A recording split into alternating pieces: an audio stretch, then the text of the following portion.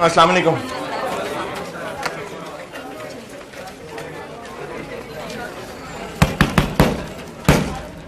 दुरूद शरीफ पढ़ लें।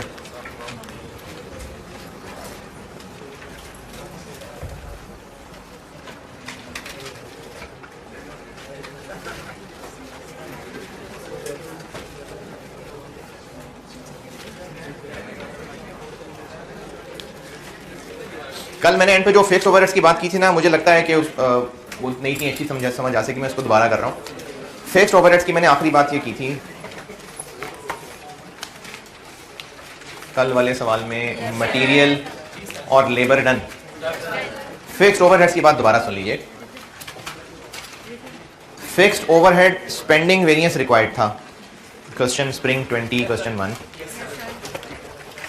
Fixed overhead spending variance required था, तो उसका फार्मूला होता है budgeted fixed overheads minus actual fixed overheads. Actual fixed overheads question में दिए हुए थे 32 मिलियन, बजटेड फिक्स्ड ओवरहेड्स नहीं दिए हुए थे। लेकिन जो स्टैंडर्ड कार्ड में स्टैंडर्ड रेट लिखा होता है वो OAR होता है, वो दिया हुआ है। अब अगली बात मैंने ये की थी कि जब ये OAR निकाला होगा तो इस तरह ही निकाला होगा। OAR पर आर था 275 पर आर है, तो वो ऐसे निकला होगा। कंपनी की मर्जी कि वो यहां पर कौन से आर्स ले, पेड या वर्क, कंपनी की मर्जी, ये बात मैं कर रहा था। अगर कंपनी ने पेड आर्स के हिसाब से OAR निकाला हुआ है तो उसको कल को इस्तेमाल भी करना है तो इनटू पेड आर्स करना पड़ेगा अप्लाइड निकालने के लिए वगैरह। और अगर उन्होंने पेड की बजाय वर्क लिए हुए, कल जो स्टैंडर्ड था ना 7.4 नहीं 7.6 वर्क था, आइडल था 0.4 और पेड था 8। इसका मतलब ये था कि हमने स्टैंडर्ड रखा हुआ है कि जब 1 टन प्रोडक्ट बनेगा इतने घंटे वर्कर काम करेंगे, इतने घंटे काम लेने के लिए इतना टाइम ज़ाया होगा, तो इतने घंटे के पैसे देने पड़ेंगे। स्टैंडर्ड का हिस्सा बना लिया इसको। अब जब ये स्टैंडर्ड का हिस्सा है तो OAR निकालते हुए मैनेजमेंट की मर्जी कि उसने यहाँ पर क्या फिगर ली होगी। वो चाहे तो फिक्स ओवरहेड्स को वर्क से रिलेट कर दे, चाहे तो पेड से रिलेट कर दे, ये मैनेजमेंट की मर्जी है। हो सकता है सवाल में क्लियरली लिख दिया होता, अगर नहीं लिखा तो पेड या वर्क दोनों में से कोई एक करना पड़ेगा। इसका जवाब मैंने ये दिया था कि क्योंकि ये अभी तक एक ही दफ़ा टेस्ट हुआ तो उसमें मिजाज यही समझ आ रहा है कि पेड से लिंक करना है, इसलिए बाय डिफॉल्ट हम ऐसे कह लेते हैं कि अगर स्टैंडर्ड कार्ड में idle hours, work hours, paid hours सब हों तो जो फिक्स्ड बजटेड फिक्स्ड ओवरहेड्स होंगे वो रुपीज पर पेड आर्स भी हो सकते हैं, वर्क आर्स भी हो सकते हैं। बाय डिफॉल्ट आपने उनको rupees per paid are assume करना है। ये कल मैंने बात की थी और उसकी वजह ये है कि जब बिजनेस ने OAR निकाला होगा तो कंपनी की मर्जी के वो यहाँ क्या रखना चाहता है, क्योंकि जो वेरिएबल ओवरहेड होते हैं ना वो वेरिएबल होते ही इसलिए हैं कि उनका काम ही वर्क से है। वर्क होगा तो वेरिएबल ओवरहेड होंगे, वर्क नहीं होगा तो नहीं होंगे। लेकिन फिक्स्ड ओवरहेड्स को तो जबरदस्ती लिंक करना होता है किसी, तो कंपनी की मर्जी है कि उसने फिक्स्ड OAR निकालते हुए डिनोमिनेटर में वर्क रखना है या पेड रखना है, कंपनी की मर्जी। आप लोगों को नाम बताया हो तो बाय डिफॉल्ट पेड। जिन्होंने कल नोट नहीं लिखा था मैं रिपीट कर देता हूं, 2 बातें मैंने की थी। एक मैंने कहा था कि वेरिएबल ओवरहेड्स के जो भी वेरिएंसेस हैं उनमें SH और AH हमने वर्क वाले ही लेने हैं। जिसने ये बात नहीं लिखी थी वो अब दोबारा बता दी मैंने। वेरिएबल ओवरहेड के सारे वेरिएंसेस में जो भी AH SH लिखने हैं वो वर्क वाले लिखने हैं।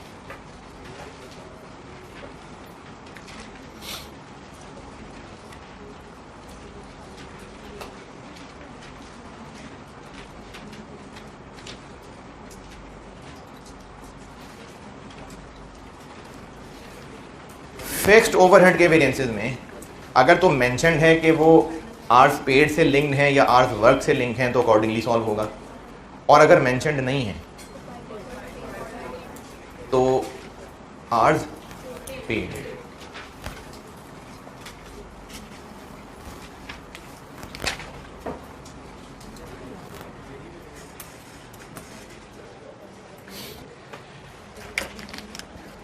स्प्रिंग 20 क्वेश्चन 1 का पार्ट A कल कर लिया था complete, part A done. Part B समझाता हूं, उससे पहले एक मेरी बात समझिएगा।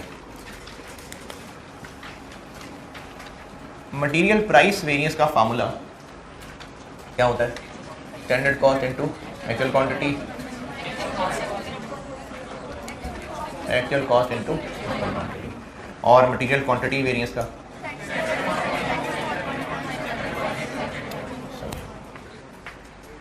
अगर इसका आंसर आ रहा है पॉजिटिव 50,000 पॉजिटिव, तो हमने असल में सस्ता मटेरियल खरीदा या महंगा? सस्ता खरीदा। इसका आंसर भी आ रहा है पॉजिटिव, तो क्वांटिटी कम लगी। और अगर ये नेगेटिव होता तो इसका मतलब है हमें महंगा मटेरियल मिला, और ये नेगेटिव होता तो क्वांटिटी ज़्यादा लग गई। ये दो वेरिएंसेस हैं। और अगर मैनेजमेंट ये कहे कि हमने इस दफ़ा एक बड़ा अच्छा मटेरियल ढूंढा है जो सस्ता भी है और अच्छा भी है, तो बात सही है कि नहीं? दोबारा मैनेजमेंट ये क्लेम कर रही है कि जो हमने स्टैंडर्ड बनाते हुए सोचा था वो तो चलो सोचा था, लेकिन असल में जो हमारी परफॉर्मेंस है, हमने एक बड़ा अच्छा मटेरियल ढूंढ लिया है जो सस्ता भी है और अच्छा भी है। ये बात सही है या नहीं? क्यों अच्छा? क्यों? क्वांटिटी कम लग रही है और सस्ता, प्राइस भी कम लग रही है। ठीक है। लेबर रेट वेरिएंस का फार्मूला होता है standard rate into actual hours minus actual rate into actual hours. Labour efficiency variance का फार्मूला होता है standard rate into standard hours.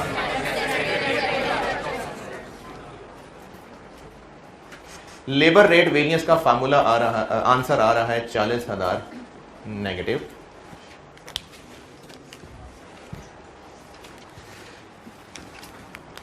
और एफिशिएंसी वेरिएंस का आंसर आ रहा है पॉजिटिव। तो मैनेजमेंट ये कहती है कि हमने ना वर्कर के साथ बड़ा अच्छा डील किया, पैसे ज़्यादा दिए लेकिन काम भी अच्छा लिया उनसे, पैसे ज़्यादा दिए लेकिन काम अच्छा ले लिया। ठीक बात है? कैसे? रेट ज़्यादा दिए तभी तो रेट वेरिएंस नेगेटिव है, और काम अच्छा ले लिया तभी तो ये पॉजिटिव है।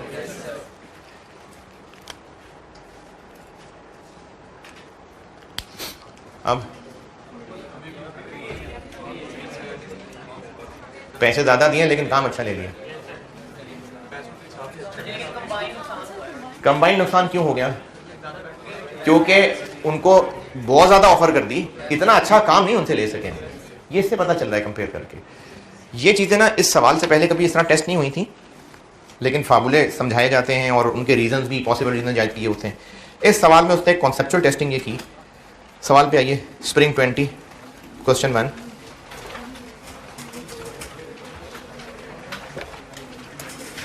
ये सवाल एक सबूत है कि जो भी कॉस्ट में मैं आपको सारा कुछ कॉन्सेप्चुअल पढ़ाता हूँ तो वो कॉन्सेप्चुअल भी समझा करें। वैसे फॉलो टेबल्स वर्किंग को किया करें, लेकिन कॉन्सेप्ट भी समझा करें। अब जैसे ये कितने नंबर का? 7 नंबर का पार्ट है, 7 नंबर का, और ये कॉन्सेप्ट के ऊपर बेस्ड पार्ट है। सवाल पढ़ लीजिए, भूल भाल गए होंगे। Spring 20 question number 1। ये जहाँ से बात ये चली है ना, पॉइंट नंबर 5 के नीचे से, कि VL's actual profit for the month इतना है, और 3 डिपार्टमेंट हेड्स ने ये बातें की हैं। ये पढ़ लें दोबारा।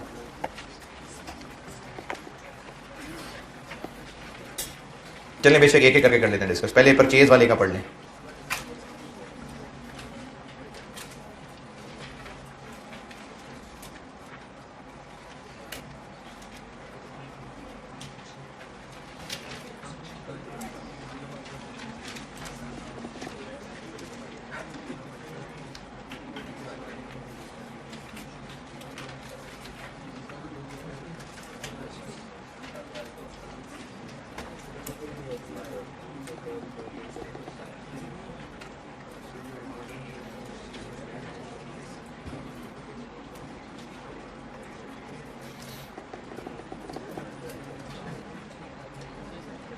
हाँ जी, हमने ना पार्ट ए में मटेरियल के वेरिएंस निकाले में, लेबर के निकाले में, और फिक्स्ड का बस एक वेरिएंस निकाला। डाटा भी सब उसी का था। परचेज डिपार्टमेंट का काम क्या होता होगा? मटेरियल खरीदना। तो उस डिपार्टमेंट का हेड ये कह रहा है कि हमने ना एक नया सप्लायर ढूंढा है और उससे हमने बड़ी अच्छी नेगोशिएशन की है और हमने बड़ा सस्ता मटेरियल लेके दिया है, इसलिए कंपनी के ओवरऑल प्रॉफिट्स पे अच्छा असर पड़ेगा। ये इसने कहा है। ने कहा जी कैश्यू नट्स के प्राइसेस स्टेबल हैं, लेकिन हमने एक नया सप्लायर ढूंढा जिससे ये सारा कुछ खरीदा at a relatively cheaper rate by good negotiations. हमने बड़ी अच्छी नेगोशिएशन की, इसलिए सस्ता खरीद लिया, और चूंकि हम सस्ता खरीद लाए हैं तो इससे कंपनी के प्रॉफिट्स पे अच्छा असर पड़ेगा। ये उन साहब ने बात की है। अब आपसे रिक्वायरमेंट ये पूछी है कि इसकी बात में कोई दम भी है कि एम ही चवले ही मारी है इसने। क्रिटिकली इवैल्यूएट, क्रिटिकली इवैल्यूएट, हाँ जी चले मारी है। देखें इसकी बात अगर चेक की जाए तो वेरिएंसेस से कैसे पता चलेगा? चूंकि मटेरियल की बात कर रहा है तो मटेरियल के वेरिएंसेस ही देख सकते हैं। मटेरियल प्राइस वेरिएंस कितना निकाला था कल? 110। ठीक है ठीक है ठीक है। Material quantity variance, material cost variance,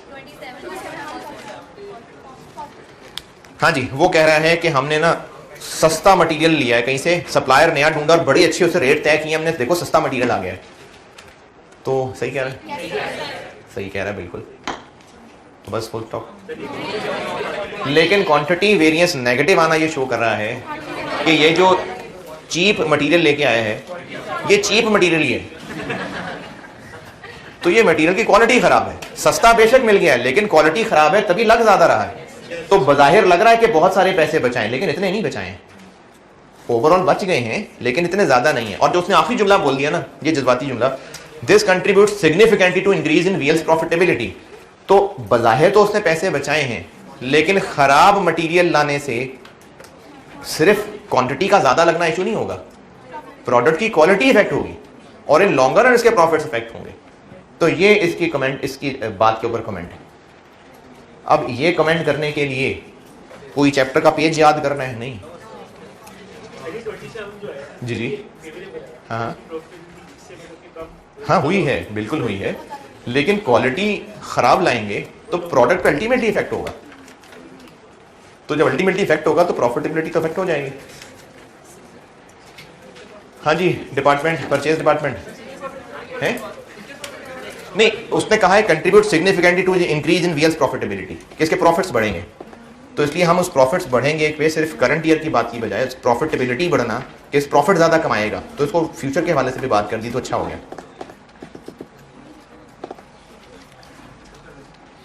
अगले दोनों भी देखें क्या कहते हैं, दोनों ही पढ़ लें, बल्कि छोटे छोटे से दोनों ही पढ़ लें।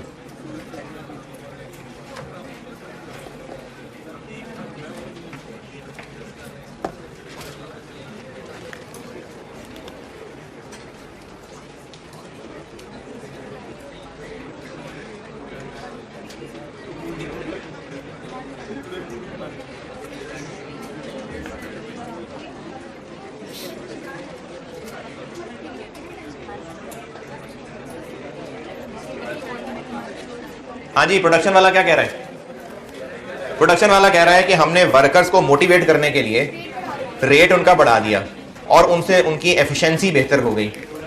Labour rate variance negative 4-5 positive. Idle time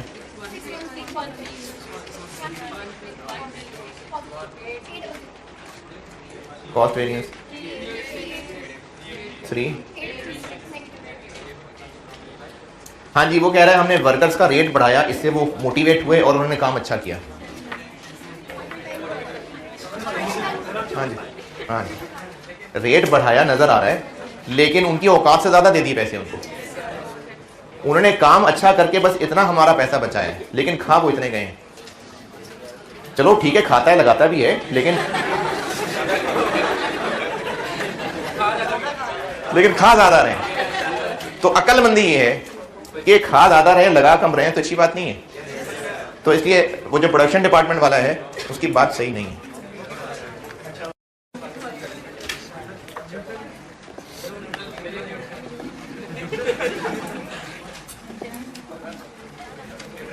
हाँ जी लेबर डन। अच्छा दादाजी बीमार हैं और वो दवाइयाँ खाते हैं बहुत ज़्यादा। पोते ने कहा मैं आपका इलाज करता हूँ और देखिए आपका दवाइयों का खर्चा भी कम हो जाना है और फिट हो जाना है आपने। उसने दादाजी की दवाइयाँ बंद कर दी। अच्छा महीना गुजर गया, दादाजी जिंदा ही हैं।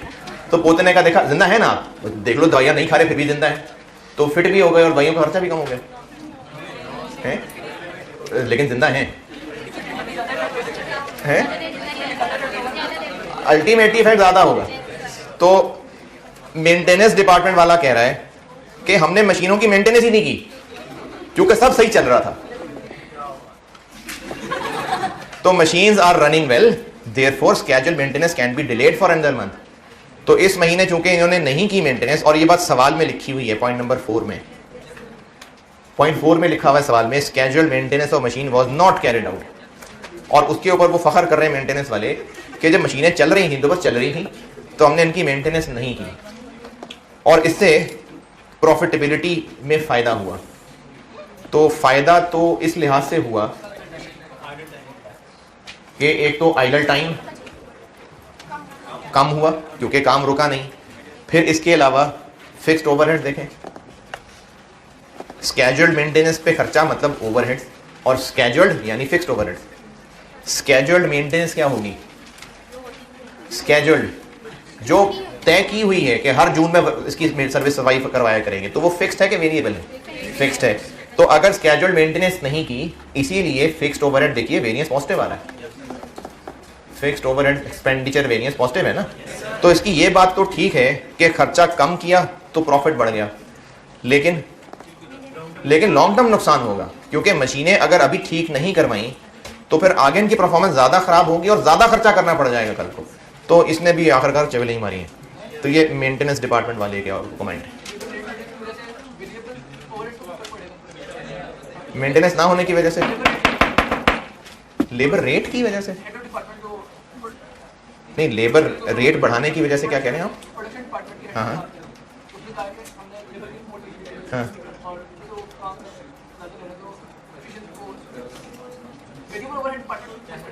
कम हो जाएंगे वो। हाँ नहीं, कम टाइम लगेगा ना, लेबर का टाइम कम लगेगा, वेरिएबल ओवरहेड्स कम लगेंगे। लेकिन सवाल में ओवरहेड्स वेरिएबल का जिक्र ही नहीं था ना, हमने तो अवेलेबल डाटा से ही बात करनी है। जिक्र करने में हम कर सकते हैं, लेकिन उससे ना सवाल का डाटा नहीं है हमारे पास बात करने के लिए। लेबर का डाटा है, हमें पता है कि लेबर का रेट वेरिएंस इतना आया है, एफिशिएंसी वेरिएंस इतना आया है, इसलिए हम लेबर के ऊपर बात कर सकते हैं फिगर्स के साथ। वेरिएबल का पता ही कुछ नहीं तो उस पर क्या बात करें? हाँ डायरेक्टली इफेक्टेड तो वो होंगे क्योंकि लेबर आवर्स अब कम लगेंगे, तो वेरिएबल ओवरहेड्स में भी एफिशिएंसी वेरिएंस आना है, एक्सपेंडिचर वेरिएंस आना है, उसमें भी आना है, लेकिन उसका डाटा कोई नहीं कि उसका जिक्र कर सके। Spring 20 question 1 done. ठीक है जी, डन।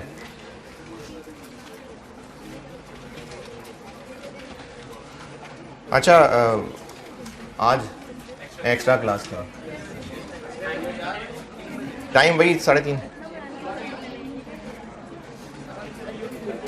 हाँ जी हाँ जी, एक्स्ट्रा क्लास तो यूट्यूब वाली होती ही है, एक्स्ट्रा क्लास तो मैं करवाऊंगा यूट्यूब पे, है जी। हाँ हाँ यही आगे से अगली क्लास मतलब 73 होगा।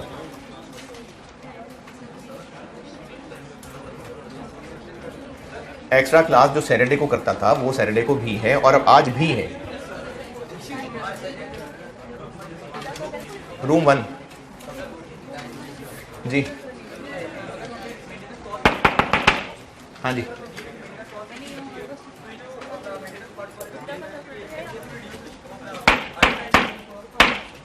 मेंटेनेंस कॉस्ट दी होती है अगर,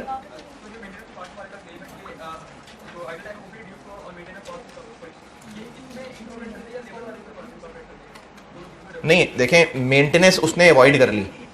अब जब मेंटेनेंस अवॉइड की तो उससे आइडल टाइम भी बेहतर हुआ और फिक्स्ड ओवरहेड्स भी बेहतर हुए, तो इन दोनों में ही असर आ गया। आइडल टाइम वाली बात लेबर के आइडल टाइम वेरिएंस से लिंक हो जाएगी कि हाँ जी आइडल टाइम बेहतर हुआ है, बिल्कुल सही है, इसी वजह से आइडल टाइम वेरिएंस आया है। फिक्स्ड ओवरहेड भी एक्चुअली कम हो गए, जब मेंटेनेंस ही नहीं कराई तो फिक्स्ड ओवरहेड्स कम होने थे, लेकिन लॉन्गर रन नुकसान देगी ये बात।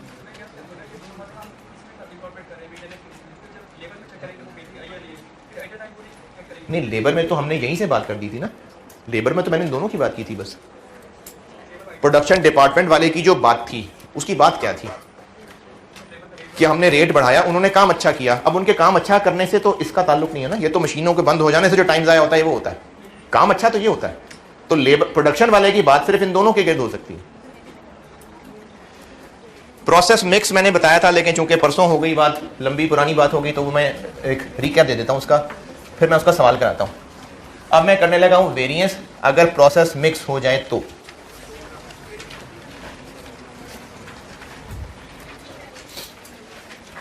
वेरिएंस के सवाल अगर प्रोसेस कॉस्टिंग मिक्स हो जाए तो।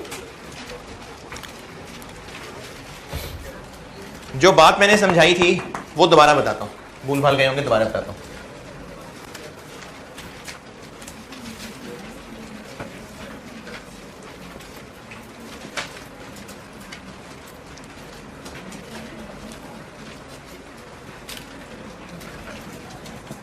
मैं प्रोसेस कॉस्टिंग अगर वेरिएंस के साथ मिक्स हो जाए तो क्या करेंगे वो बताने लगा हूं।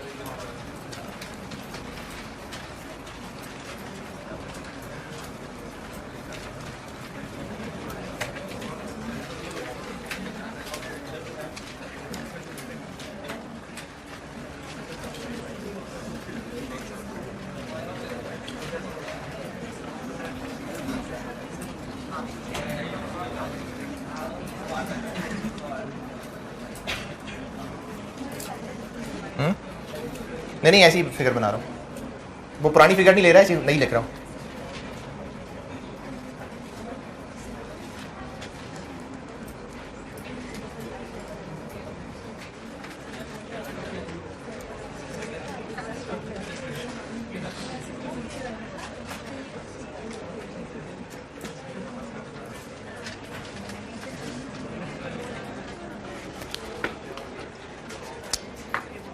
दो मिसालों से समझा रहा हूं। उस दिन मैंने लेबर की मिसाल दी थी, आज मटेरियल की मिसाल भी देता हूं। ईपी बनाए अगर तो मटेरियल कन्वर्जन कंप्लीटेड यूनिट्स 7000 और क्लोजिंग वर्क इन प्रोसेस 3 और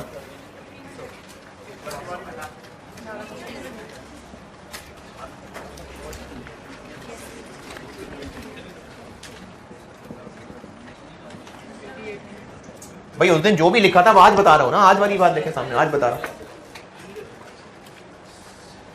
लेबर एफिशिएंसी वेरिएंस का formula standard rate into standard hours. जो पहले सीखा था इससे पहले उसमें हम लोग एसएच निकाला करते हैं कि स्टैंडर्ड में लिखा हुआ है 4 घंटे एक यूनिट के लिए और हमने असल में 7000 बनाए, तो ये आ गए एसएच, जबकि असल में उन्होंने लगाए 29,000। इससे ये लग रहा है कि जितने लगने चाहिए थे उससे उन्होंने ज़्यादा काम कर दिया, लेकिन ये फेयर इसलिए नहीं है कि ये हम ले रहे हैं सिर्फ 7,000 के लिए, जबकि उन्होंने असल में काम इन 7,000 पे भी किया है और इन 3,000 पे भी किया है। बेशक पूरा नहीं हुआ लेकिन काम हुआ है। तो इनके इन 29,000 घंटों में 7,000 यूनिट्स पे भी पूरे पूरे लगने वाले घंटे हैं और 3,000 यूनिट्स पे भी लगने वाले घंटे, लेकिन इन पे वो पूरा काम कर चुके थे, इन पे उन्होंने 60% काम किया हुआ था। जबकि हम इन सारे घंटों को कंपेयर कर रहे हैं सिर्फ 7,000 की मेहनत से, तो ये उनकी परफॉर्मेंस सही जज नहीं कर पा रहे। अगर सही जज करना है तो अगर ये इन दोनों पे किए गए आर्ज हैं तो एसएच भी इन दोनों पे किए गए आर्ज होने चाहिए, और वो तभी कर पाएंगे जब आप एसएच के लिए 4 घंटे को मल्टीप्लाई बाय एक्चुअल प्रोडक्शन नहीं इक्विवेलेंट प्रोडक्शन करें। तो अब यहां 7,000 की बजाय 88 लिखें, अब यहां 7,000 की बजाय 8800 लिखें।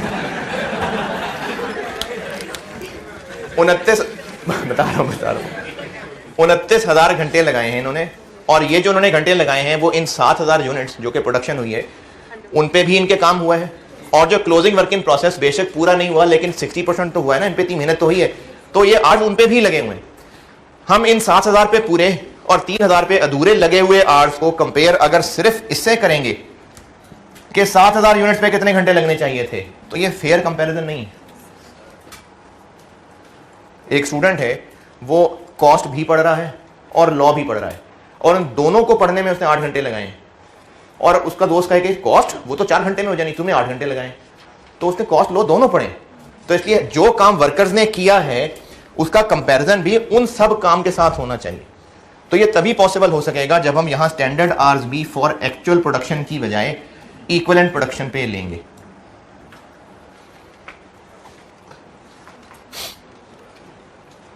हाँ जी, ये लेबर की एक मिसाल हो गई। बल्कि मटेरियल की ही ज़बानी देख लेते हैं। मटेरियल क्वांटिटी वेरिएंस निकालते तो एसक्यू कैसे निकालते? मटेरियल क्वांटिटी वेरिएंस लेते तो स्टैंडर्ड में लिखे हुए किलो इनटू ये मटेरियल का वेरिएंस। देखें ये बात तो बता दी कि एसएच और एसक्यू पहले हम लिया करते हैं फॉर एक्चुअल प्रोडक्शन, अगर प्रोसेस मिक्स हो गया तो फॉर इक्विवेलेंट प्रोडक्शन। बस उसमें इतना फर्क है कि वो जो इक्विवेलेंट प्रोडक्शन लेंगे मटेरियल के वेरिएंसेस में ये और लेबर और ओवरहेड्स के वेरिएंसेस में ये लेनी ईपी है, एक्चुअल प्रोडक्शन की बजाय इक्विवेलेंट प्रोडक्शन लेनी। वजह ओके, वजह एक और मिसाल समझ लें।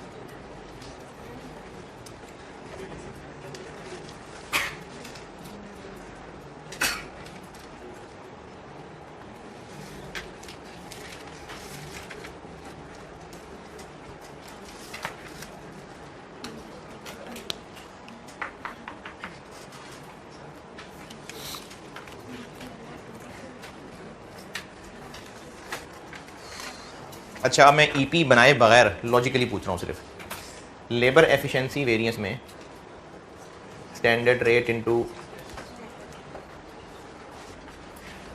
लेबर एफिशिएंसी वेरिएंस में standard rate into standard hours minus standard rate into actual hours. Actual hours हैं 47,000। हमें कंपैरिजन के लिए 16,000 से मल्टीप्लाई करना चाहिए, क्यों नहीं? अच्छा, अगर हमने एसएच निकालने के लिए 16 से मल्टीप्लाई कर दिया तो इसमें क्या गलत है? 16 ही बनाए उसने, नहीं क्लोजिंग तो नहीं है, प्रोड्यूस तो 16 ही हुए हैं। ये इसलिए अनफेयर होगा कि हम स्टैंडर्ड आर्ट ले रहे हैं कि अगर उसने 16 के 16 पूरे 0 से एंड तक बनाए होते तो इतने घंटे लगाने चाहिए थे। अरे इतने सी देर में काम कर लिया, इसलिए क्योंकि थोड़ा काम वो पहले कर चुका हुआ था। ये जो 16,000 यूनिट्स बने हैं इनमें ये दो भी हैं, तो उसने 16 के 16,000 वर्कर्स ने, उसने नहीं, हमारे लेबर के वर्कर्स ने क्या इस महीने में 16 के 16,000 0 से लेकर एंड तक पूरे बनाए? नहीं, इनमें से दो ऐसे हैं जिन पे वो 30% काम पिछले महीने ही कर चुका था, उन पे तो इस महीने काम पूरा नहीं होना था। तो इसलिए ये फेयर कंपैरिजन नहीं है कि ये 16,000 इंटू 4 करने का मतलब है कि 16,000 शुरू से लेकर आखिर तक सारे बनाते तो इतने घंटे लगने चाहिए थे, लेकिन उन्होंने सारे इतने में बनाए। नहीं, सारे इतने में नहीं बनाए, कुछ काम वो पहले कर चुके थे। तो अब इसलिए हमें यहां पर ईपी यूज करना पड़ेगा। चलें ईपी बना लेते हैं।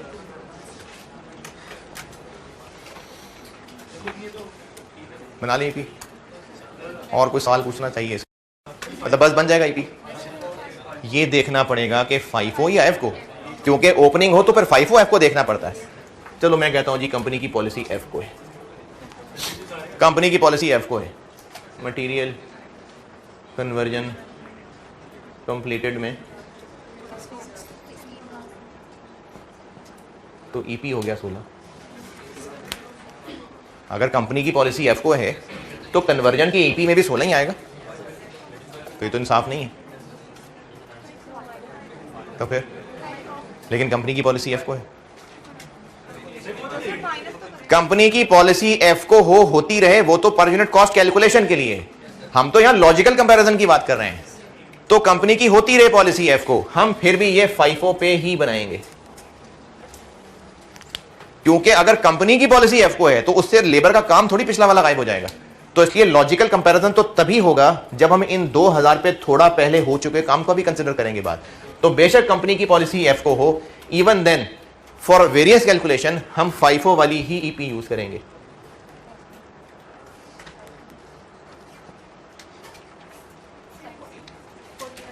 $1,400 जितना काम इस महीने हुआ होता है वो लिखते हैं। और स्टार्टेड एंड कंप्लीटेड 16 माइनस 2 14 और 15। तो वेरिएंस एनालिसिस के लिए हम EP-FIFO वाला ही बनाएंगे, चाहे कंपनी की पॉलिसी F को हो। तो वो जो F को पॉलिसी है वो तो process cost per unit cost उसके लिए, हम तो सिर्फ वेरिएंस कैलकुलेट कर रहे हैं। तो इसलिए वेरिएंस कैलकुलेशन के लिए EP-FIFO वाला ही होगा, और मटेरियल के वेरिएंसेस में ये यूज होगा, और लेबर FOH में ये यूज होगा। ये है जो मैंने नोट लिखा हुआ है, जो उस दिन पढ़ाया भी था, दोबारा पढ़ लीजिए।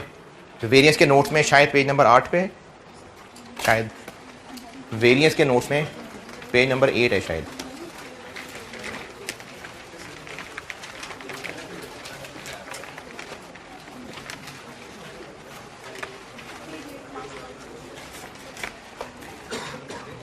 वेरिएंस के नोट्स में पेज नंबर 8 के नीचे जो डब्बा बना हुआ है उसमें आखिरी बुलेट पॉइंट।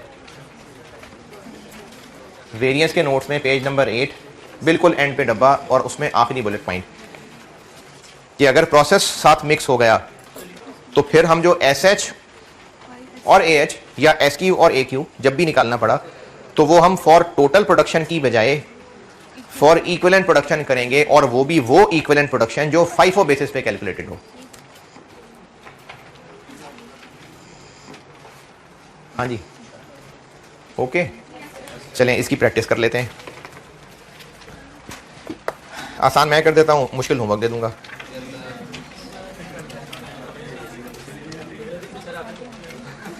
क्या हुआ? नहीं, लेकिन आपने कोशिश तो की होगी ना। कोशिश अगर की होगी तो मेरे करने से भी सीख रहे होंगे।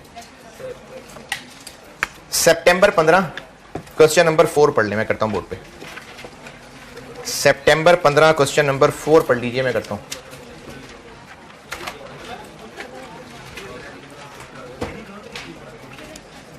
पेज नंबर 8 बिल्कुल आखिर में डब्बा, और उसका बुलेट पॉइंट आखिरी।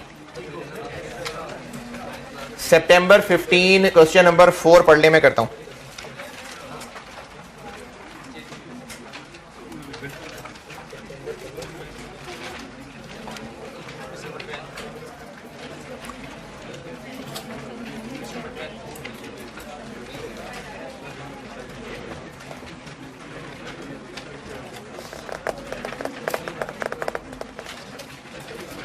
सितंबर 15 question number 4 Jack and Jill. आज इवेंट ऑफ द हिल से पहले वाला सवाल है।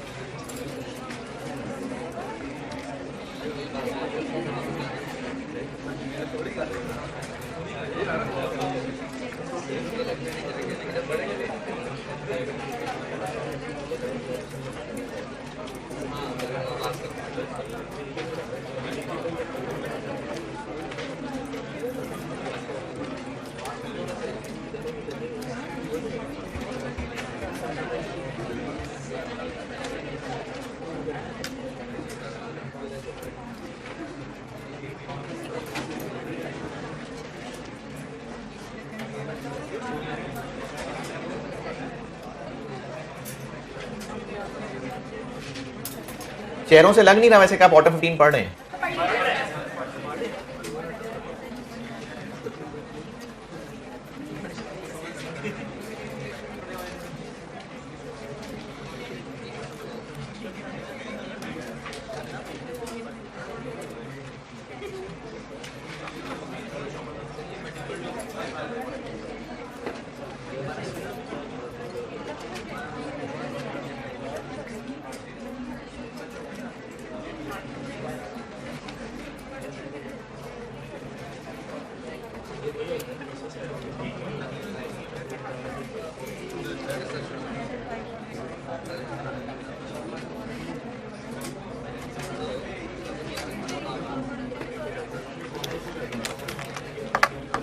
जी पढ़ लिया तो मैं करूँ।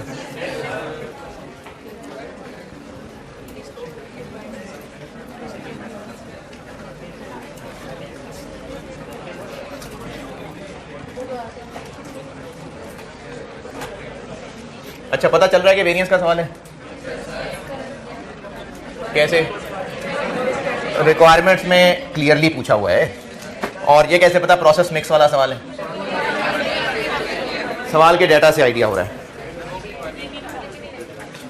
अच्छा सिर्फ इसलिए नहीं पता चल रहा कि पार्ट ए उसने रिक्वायरमेंट पूछी हुई है, उसके अलावा पता चल रहा है डेटा से। तो ये प्रोसेस मिक्स वाला वेरिएंस का सवाल है। अगर कंपनी की पॉलिसी, रिक्वायरमेंट से जस्ट ऊपर वाला पॉइंट, अगर कंपनी की पॉलिसी फाइफो की बजाय एफको होती तो पार्ट ए तो हमने एफको से करना था, लेकिन पार्ट बी वेरिएंसेस के लिए हम एक और ईपी बनाते रहो, फाइफो से बनाते। देखें पार्ट ए तो उसने वैसे ईपी पूछे तो वो तो कंपनी की पॉलिसी के हिसाब से बनेंगे। तो अगर एफको होती तो पार्ट ए एफको वाला होता, पार्ट बी के लिए दोबारा ईपी बनाते और वो फाइफो से बनाते। क्वेश्चन 4 ऑटम 15 रिक्वायरमेंट ए।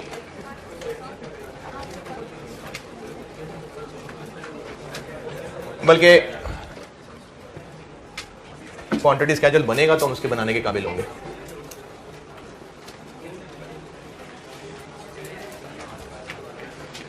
क्वांटिटी स्केड्यूल जी,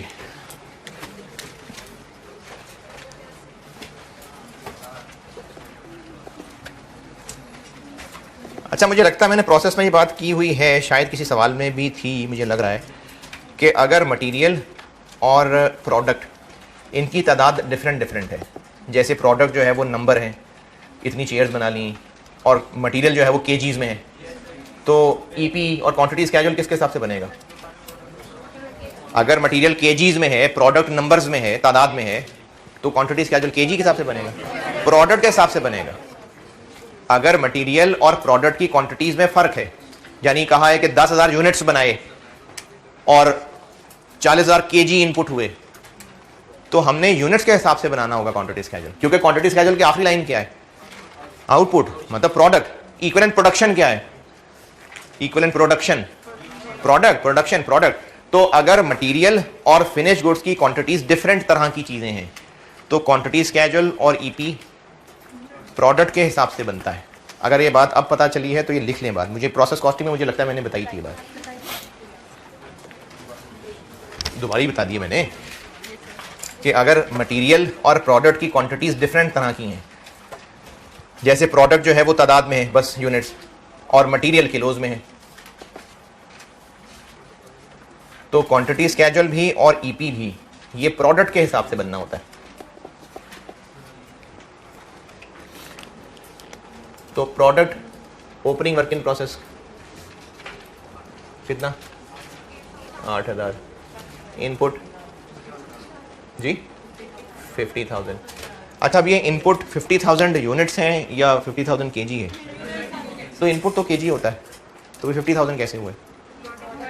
इसका मतलब है कि 50,000 यूनिट्स के बनाने के लिए मटेरियल इन किया था, वो मटेरियल डेफिनेटली केजीज में ही है। जैसे 50,000 चेयर्स बनाने के लिए मेटल प्रोसेस में डाला है, तो ये प्रोडक्ट के यूनिट्स हैं कि इतने यूनिट्स पहले प्रोसेस के अंदर थे, इतने यूनिट्स पे मजीद काम करना शुरू किया, और क्लोजिंग ट्रांसफर इन वो आउटपुट है। क्लोजिंग कितना? नॉर्मल लॉस 3% है, और चूंकि इंस्पेक्शन स्टेज है तो हमें फिर इंस्पेक्टेड यूनिट्स लेने पड़ेंगे। इंस्पेक्शन स्टेज कितनी है? 90%। ओपनिंग 80% थे, ये अब इंस्पेक्ट हुए, इनपुट तो आता ही आता है। क्लोजिंग 60% है, ये इंस्पेक्ट नहीं हुए, तो यही फेस के ऊपर ही बन गए इंस्पेक्टेड यूनिट्स। 50। अगर क्वांटिटी स्केड्यूल के फेस पे ही इंस्पेक्टेड यूनिट्स, जिन बच्चों को नहीं बनाना आता, मैंने पहले भी कहा था, तो आप फिर ये काम ना करें, आप इंस्पेक्टेड के लिए अलग से एक वर्किंग करें और उसमें इंस्पेक्टेड यूनिट्स निकालें। इनपुट लिखने ही लिखने, ओपनिंग इस दफ़ा इंस्पेक्ट हुए इसलिए ऐड होंगे, क्लोजिंग इंस्पेक्ट नहीं हो सके इसलिए लेस होंगे। ये बन गए इंस्पेक्टेड यूनिट्स 51। नॉर्मल लॉस 3%, 15 और अलग वर्किंग में निकालने के बाद यहाँ लिख दें नॉर्मल लॉस। और जिन लोगों से क्वांटिटी स्केड्यूल के फेस पे ही इजीली बन जाते हैं एक्सपेक्टेड यूनिट्स, वो यही बना लिया करें। एबनॉर्मल पता नहीं, आउटपुट 40 1470 लॉस है, तो एबनॉर्मल लॉस।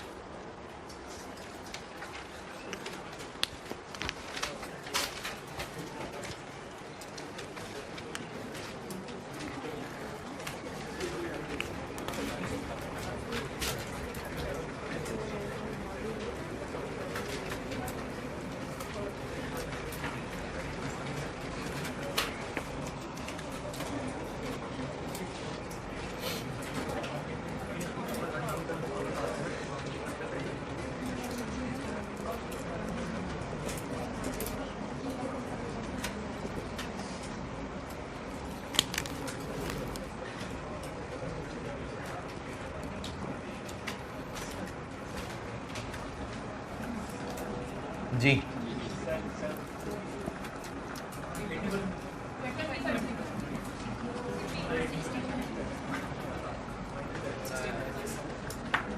क्या कितनी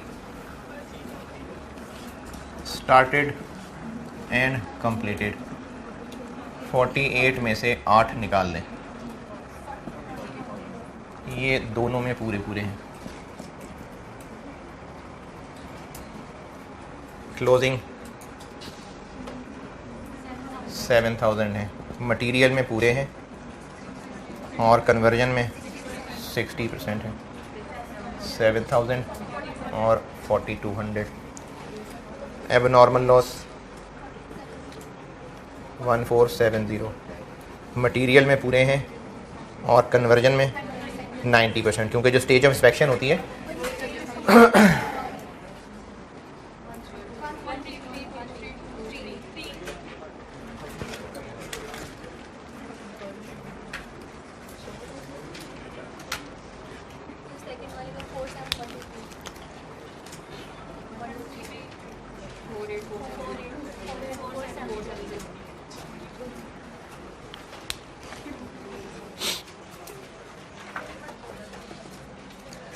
ये सारा आ रहा है फ्रेम में एक ही, ठीक है, अभी दूरी रखिएगा।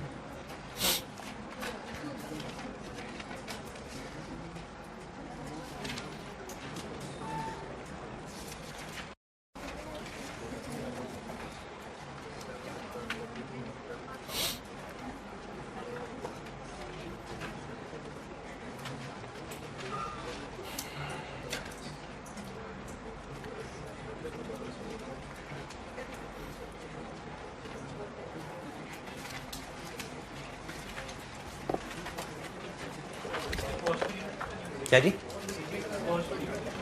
ईपी में कॉस्ट पर यूनिट क्यों?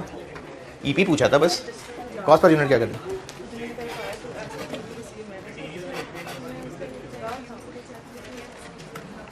वो दिया हुआ है ना, हमने वेरिएंसेस में कौन सा रेट लेना होता है? मटेरियल के किलो का रेट या प्रोडक्ट एक्चुअली कितने में पड़ा? तो मटेरियल के रेट दिए हुए आगे।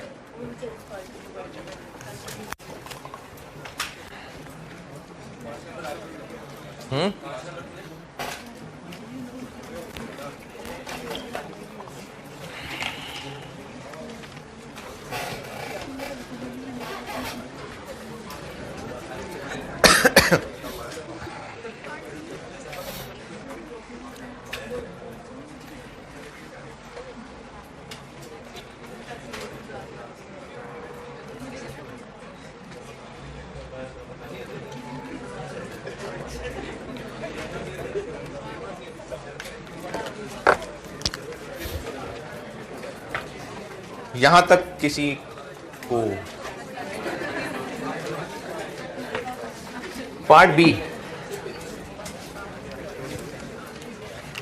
के लिए चूंकि वेरिएंसेस निकालने हैं, तो वेरिएंसेस निकालने के लिए जरूरी है कि आप पहले स्टैंडर्ड कार्ड बनाएं, और सारे ही वेरिएंसेस हैं मेरे ख्याल में। Material price, material usage, labour rate, efficiency, variable के भी दोनों, बस सारी हैं। तो स्टैंडर्ड कार्ड पर यूनिट बनाना पड़ेगा। कैसे पता बिजनेस एब्जॉर्प्शन कॉस्टिंग फॉलो करता है कि मार्जिनल? हाँ जी, नहीं बजटेड फिक्स्ड ओवरहेड तो मार्जिन में भी होते हैं। स्टैंडर्ड कार्ड के नीचे लिखा हुआ है कि फिक्स्ड ओवरहेड आर एब्जॉर्ब्ड, तो ये एब्जॉर्प्शन कॉस्टिंग है। नॉर्मल नहीं, किधर गया? हाँ है ना, यही सही पढ़ा था मैंने यार। Question point number 2, fixed overheads are absorbed. Budgeted है भी, बजटेड है। Are budgeted at ₹3 based on normal capacity. हाँ जी हाँ जी हाँ, ठीक है ठीक है, सही कह रहे हैं आप इधर आ जाए।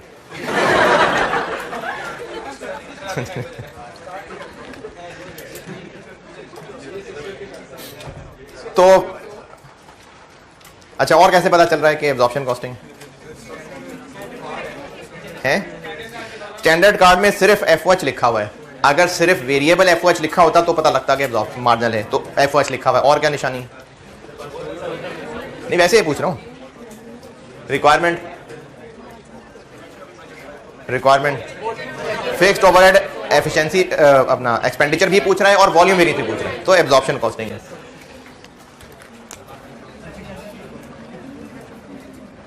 अच्छा, वॉल्यूम को तोड़ना होता तो फिर वो कहता कि वॉल्यूम के वर्ड की जगह उसने लिखे होते हैं कि एफिशिएंसी और कैपेसिटी, बस वॉल्यूम कहा हुआ है। तो फिक्स्ड ओवरहेड एफिशिएंसी और फिक्स्ड ओवरहेड कैपेसिटी नहीं है जरूरत निकालने की, कोई नाम लेके पूछें।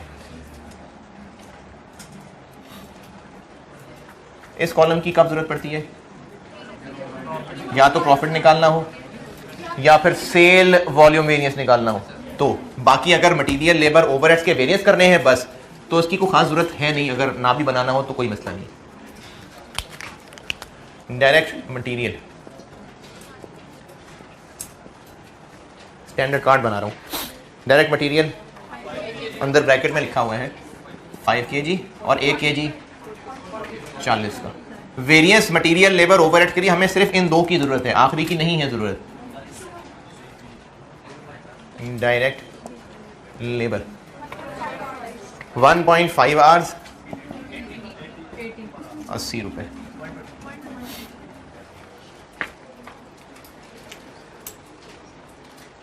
FOH 130% of. इससे इतना तो पता चल गया कि इसको लेबर के साथ कनेक्ट किया हुआ, मशीन के साथ नहीं। तो इसलिए इस वेरिएबल ओवरहेड में भी और फिक्स्ड FOH में भी यही 1.5 ही लिखेंगे, क्योंकि अगर ओवरहेड लेबर से कनेक्टेड है तो क्वांटिटी वही वाली है। किस तरह पता चला? उसने कहा है FOH 130% of direct labour cost है, तो बेशक कॉस्ट के साथ जोड़ा है लेकिन लेबर के साथ ही जोड़ा है ना, तो इसलिए आर्स यही मिले। क्लिक कर गया तो कर गया। 2 मिनट करें कैलकुलेट। ये दोनों फिगर्स मुझे निकाल के दें, ये दोनों करें, सारे लोग ट्राई किया करें।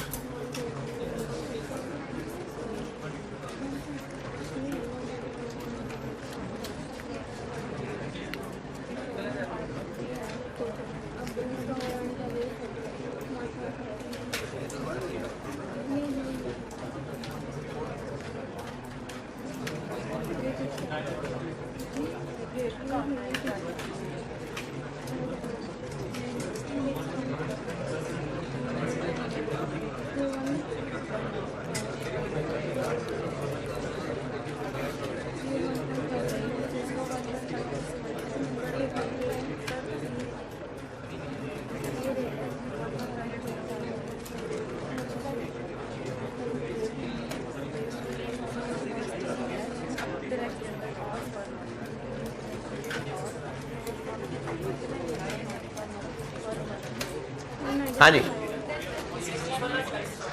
FOH लेबर का 130% है, और ये इनमें से किसकी बात हो रही है? दोनों की। यानी अगर हम 80 का 130% ले लें, 80 का 130% करें तो वो इन दोनों का टोटल है।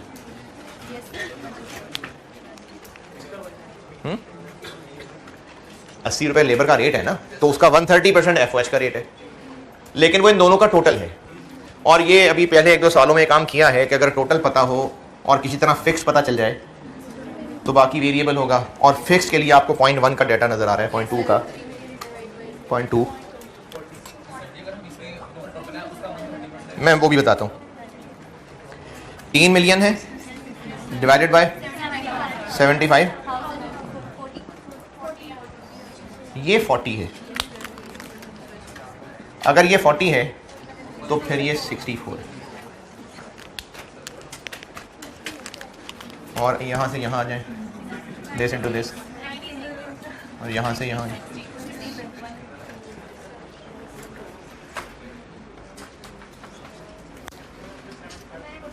70, हाँ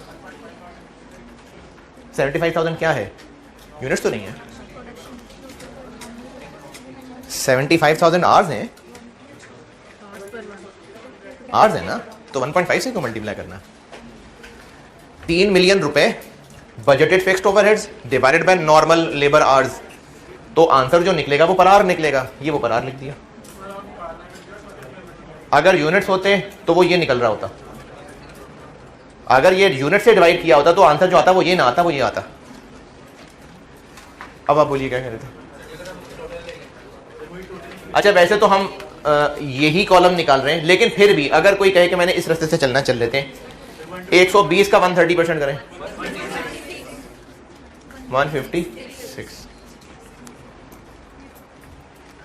या तो 156 से इधर आ जाएं या फिक्स से आ जाते हैं। इसका आंसर निकला 40 पर आर।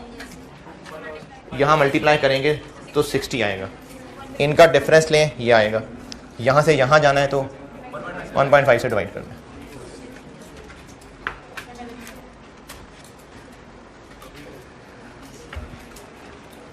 तो ये OAR वेरिएबल का, ये OAR फिक्स का। स्टैंडर्ड कार्ड बन गया, बस अब इससे वेरिएंस निकाल लेते हैं।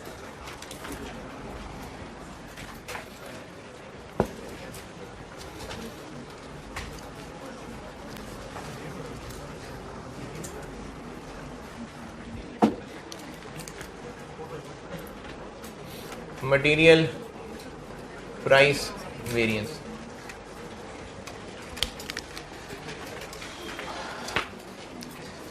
मटेरियल प्राइस वेरिएंस के लिए देखना पड़ता है कि मटेरियल का केस 1 है कि केस 2 है। तो फिर मटेरियल का केस 1 है या 2 है,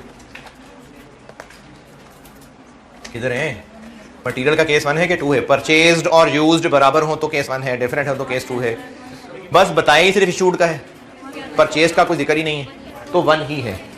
यानी एक्चुअल क्वांटिटी बस एक्चुअल क्वांटिटी है, माइनस एक्चुअल कॉस्ट इनटू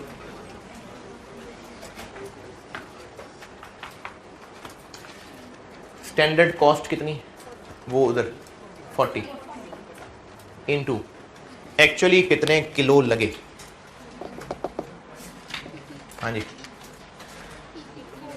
नहीं एक्चुअली कितने किलो लगे हैं दिए हुए, ढूंढने हैं। एक्चुअल किलो अगर ऐसे कहे होता है ना कि एक्चुअली 7 किलो लगे, अगर लिखा होता है एक्चुअली 7 किलो पर यूनिट लगे, फिर हम उसको इनटू ये करके टोटल एक यू निकालते। जैसे कल लेबर वाले सवाल में था ना कि स्टैंडर्ड 8 घंटे था, एक्चुअली 7 घंटे लगे, तो टोटल तक पहुंचने के लिए इससे मल्टीप्लाई करते।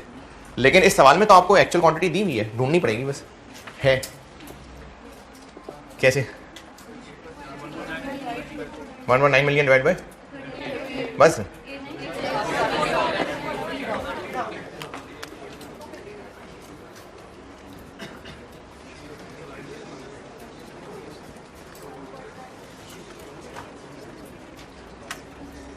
आपको 2 तरह के मटेरियल बताए हैं। एक है 38 वाला 19 लाख का, और एक है 42 वाला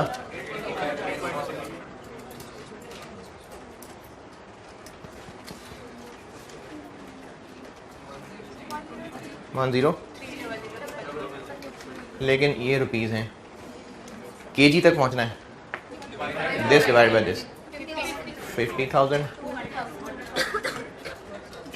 ये है ए क्यू 250,000।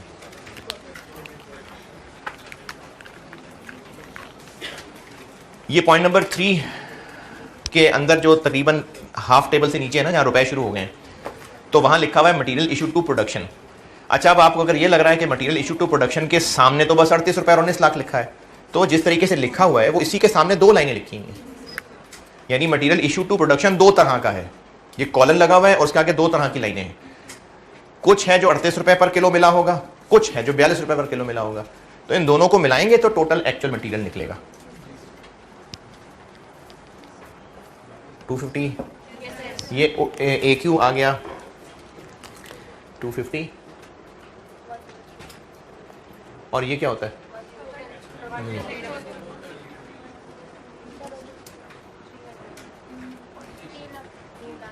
3 लाख। ये मटेरियल प्राइस वेरिएंस है जी। जी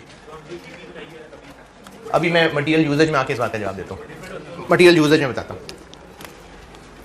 मटेरियल यूजेज वेरिएंस,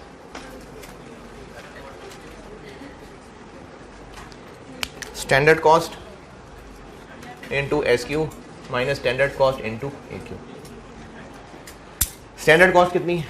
वो 40।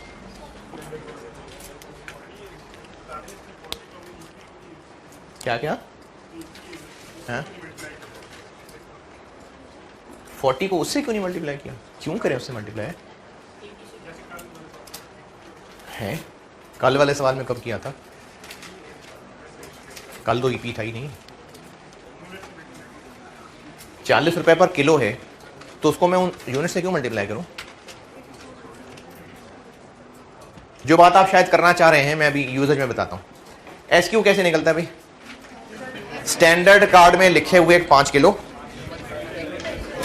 स्टैंडर्ड कार्ड में 5 किलो इंटू इससे पहले जो पड़ा था एक्चुअल प्रोडक्शन, लेकिन अब अगर प्रोसेस फिक्स हो गया तो ईपी, और चूंकि मटेरियल वेरिएंस की बात हो रही है तो ये 5 किलो इंटू 48, ये है एस क्यू।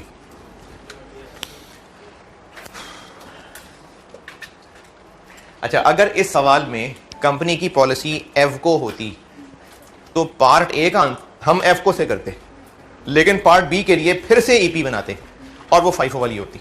क्योंकि वेरिएंस में हमने लॉजिकल चलना है, वेरिएंस में ये नहीं देखना कि कंपनी की पॉलिसी क्या है, तो लॉजिकली वेरिएंस कंपैरिजन इसी से ही हो सकेगा। अब आप बोलिए क्या कह रहे थे? -40 इंटू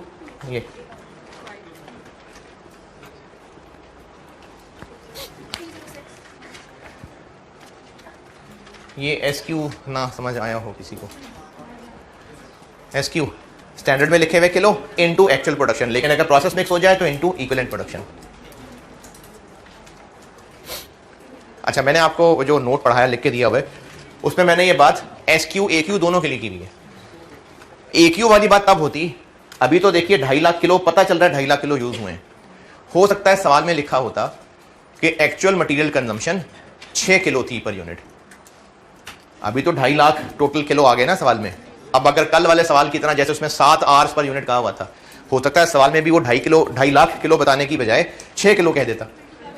तो फिर टोटल AQ तक पहुंचने के लिए उस 6 को हम इससे मल्टीप्लाई करें। तो SQ के लिए तो करना ही करना है, बाज़ औक़ात AQ के लिए भी करना पड़ सकता है, तब भी इसी के साथ ही करना है। कितना आ गया आंसर?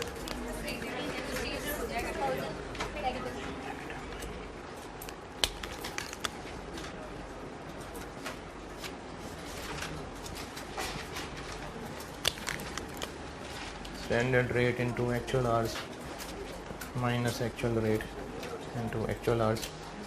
स्टैंडर्ड रेट 80 रुपये है, एक्चुअल आवर्स। एक्चुअल आवर्स कैसे पता चलेंगे? 6048 divided by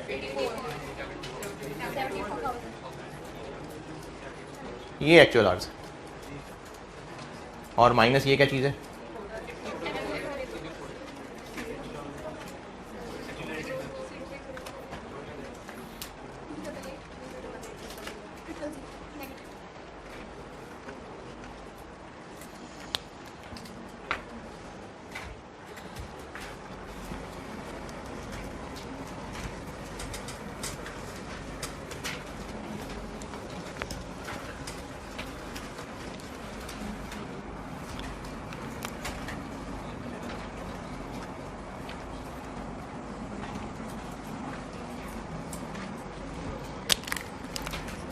standard rate into standard hours minus standard rate into actual hours. SH standard में लिखा 1.5 घंटा इंटू कन्वर्जन वाला EP, ये है SH minus standard rate into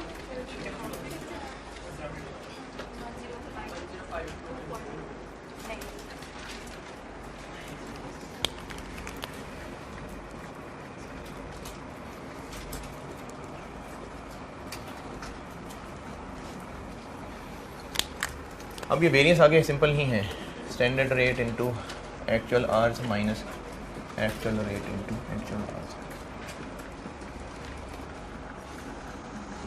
क्योंकि लेबर से लिंक्ड होता है तो आधा काम हो गया होता है, एक्चुअल आवर्स यही वाले माइनस ये पूरा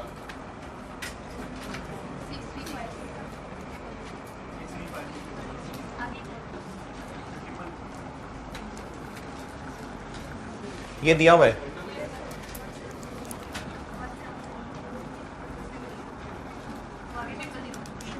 1742000, इतना ज़्यादा वेरिएंस, 17 लाख वेरिएंस। अच्छा 17 बहुत ज़्यादा है, यही है, चलो सही कह रहे हैं।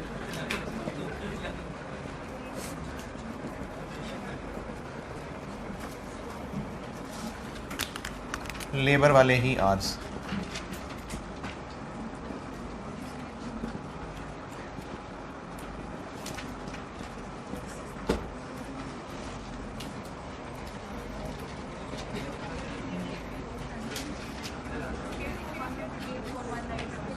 नाइन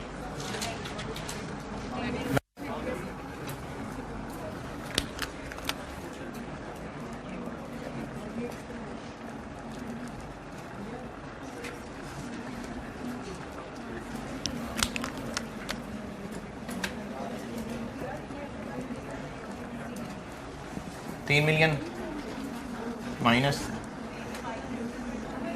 28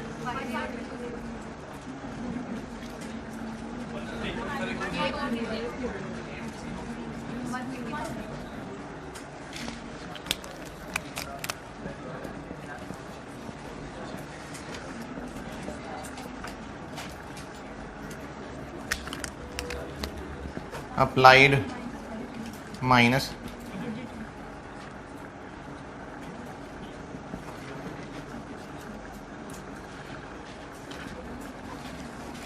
40 into 1.5 into 47123 minus 3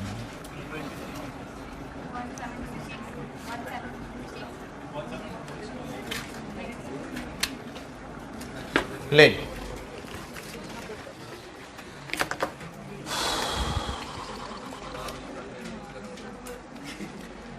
ये वेरिएंस का प्रोसेस मिक्स सवाल।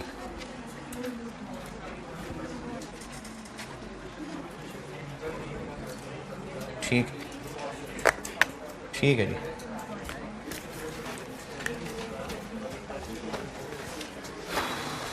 चलो ठीक है, हो गया पूरा कवर। अल्लाह हाफिज़ जी।